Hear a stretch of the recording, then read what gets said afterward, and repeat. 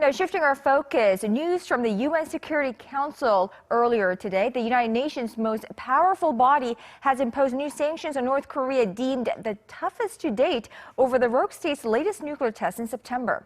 The 15-member council unanimously adopted a resolution to slash North Korea's biggest export, coal, by about 60% with an annual sales cap of roughly $400 million. But for the measures to be effective, North Korea's longtime ally China, of course, has a key role to play. Kwon Jang-ho reports.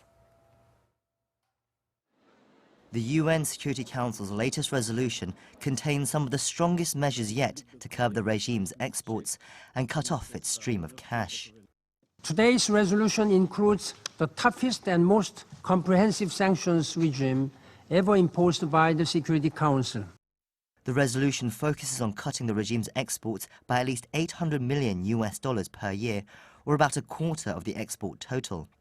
This includes trade bans on minerals such as copper, nickel and zinc, as well as goods such as helicopters, ships and statues. A handful of new names of officials and entities have also been added to a trade blacklist. But the primary target is coal. It's North Korea's biggest export at over 40% of total exports, but now a cap has been set at 7.5 million tons, reducing the capacity by 60%, or the equivalent of about $700 million. It seems that the sanctions were aimed at particularly the trade in coal between North Korea and China, and this certainly makes an impact on the trade. Almost all of North Korea's coal goes to China. Over $1 billion worth was exported across the regime's border in 2015. So for the new sanctions to have an impact, China's cooperation is once again essential, but it might not be forthcoming. Beijing has historically been Pyongyang's closest ally and has continued to support the regime. China is also not on the same page as South Korea and the US when it comes to the deployment of the THAAD missile defense system to the Korean Peninsula.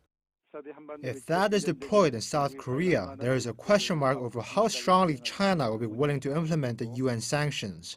Since the deployment of THAAD was announced, China has implemented its own trade bans on South Korea.